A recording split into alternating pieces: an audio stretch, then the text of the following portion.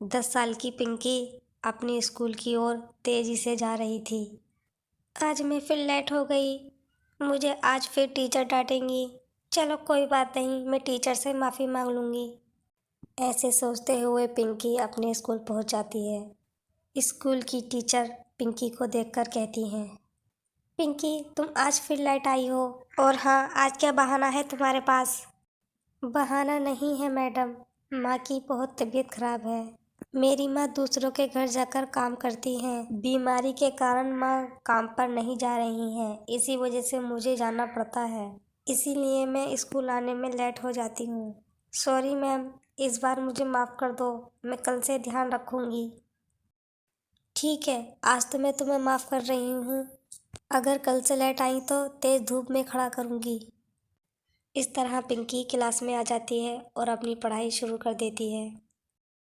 पिंकी की माँ की कई दिनों से तबीयत खराब थी, लेकिन आज पिंकी की माँ बेहोश हो जाती हैं। ये देखकर पिंकी घबरा जाती है और पानी का छींटा मारती है, तो पिंकी की माँ होश में आ जाती हैं। चलो माँ, मैं तुम्हें डॉक्टर के पास ले चलती हूँ, तुम्हारी तबीयत बहुत ख़राब हो रही है। लेकिन बेटी, हमारे पास तो दवाई के लिए पैसे नहीं हैं, हम दवाई कहाँ से लाएंगे? माँ, आप पैसों की टेंशन मत लो, मालकिन ने आज महीने के पैसे दे दिए हैं। इस तरह पिंकी अपनी माँ को हॉस्पिटल ले जाती है और पिंकी की माँ की तबीयत ठीक होने में 15 दिन लग जाते हैं। पिंकी की माँ सरस्वती अब पूरी तरह ठीक हो गई थी। अगले दिन सरस्वती अपने काम पर जाती है। सरस्वती, तुम एक बार बता तो देती कि तुम्हारी तबीयत खराब है। अब मैंने दूसरी काम वाली रख ली है। तुम 15 दिन बिल्कुल नहीं आई, मैंने सोचा शायद तुम काम नहीं करोगी। इस तरह सरस्वती का काम भी चला जाता है और वो घर आ जाती है। पिंकी की टीचर ने भी पिंकी को महीने की फीस ना जमा होने की वजह से उसकी टीचर पिंकी को स्कूल से निकाल देती है। पिंकी भी अपनी माँ को नहीं बताती है कि उसका स्कूल से नाम काट दिया गया है और वो अब स्कूल नहीं जाएगी। पिंकी सोचती है, मैंने अगर माँ को बताया तो माँ टेंशन लेंगी और फिर बीमार हो जाएंगी। और सरस्वती भी पिंकी को कुछ नहीं बताती है। पिंकी स्कूल को तो रोज़ जाती थी, लेकिन पिंकी स्कूल नहीं, एक नदी के किनारे जाकर बैठ जाती थी। अब तो टीचर ने भी मेरा स्कूल से नाम काट दिया है और 2 दिन बाद दिवाली भी है। घर के आसपास के लोग दिवाली धूमधाम से मनाते हैं, लेकिन हर साल हमारे पास इतने भी पैसे नहीं होते कि हम दिया भी जला लें। पिंकी ये सारी बातें नदी को सुनाने लगती है। ए नदी, तू कर तो कुछ नहीं सकती, लेकिन तू मेरी बातें सुन तो सकती है ना। मैं ये सारी बातें अपनी माँ से कहूँगी तो मेरी माँ टेंशन बहुत लेंगी। नदी के पास एक बहुत पुराना पेड़ था।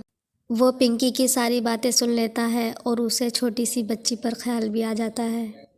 वो पेड़ पिंकी को आवाज़ देता है, ए लड़की, तू इतनी परेशान क्यों है, मुझे बता। पिंकी अचानक पेड़ की आवाज़ सुनकर चौंक जाती है। हाँ लड़की, मैंने तेरी सारी बातें सुन ली हैं। मेरे पास तुझे देने के लिए कुछ नहीं है, बस एक मिट्टी का चिराग है। तू इस मिट्टी के चिराग को अपने घर ले जा, ये चिराग तेरी बहुत मदद करेगा।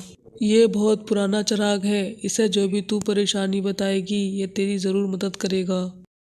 पिंकी वो चिराग लेकर अपने घर आ जाती है और पिंकी की माँ पिंकी के हाथ में चिराग को देखकर कहती है, पिंकी, ये चिराग कैसा है और ये तुम्हें कहाँ से मिला?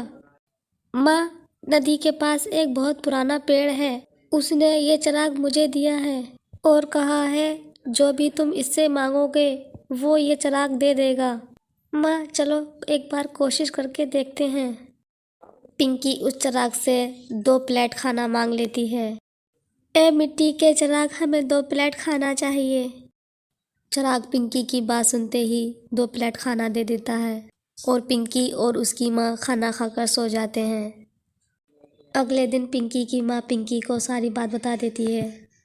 बेटी पिंकी, आज दिवाली है और मैं कई दिनों से काम पर भी नहीं जा रही हूँ। इस बार भी हमारी दिवाली सूनी रहेगी। पिंकी चुपके से जाती है और चिराग से कहती है, ए मिट्टी के चिराग, हमारे पास दिवाली मनाने के लिए पैसे नहीं हैं, हमें कुछ पैसे चाहिए। बस इतना ही सुनते ही मिट्टी का चिराग एक बक्सा भर के पैसे दे देता है। ये सब देखकर पिंकी की माँ पिंकी से कहती है, बेटी पिंकी, ये बात सही नहीं है तुम्हारी। हम चिराग से इस तरह चिराग की मदद नहीं ले सकते। हमें अपने सपने पूरे करने के लिए हमें मेहनत करनी होगी और हमें इस चिराग को सबकी नज़रों से दूर रखना होगा।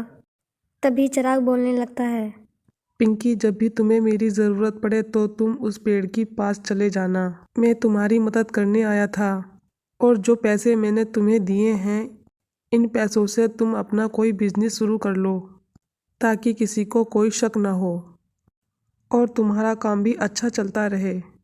चिराग वहाँ से गायब हो जाता है।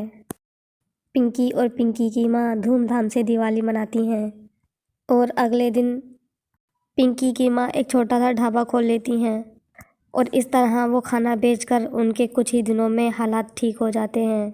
पिंकी और पिंकी की माँ हर साल दिवाली पर आसपास के गरीबों की मदद भी किया करती थीं।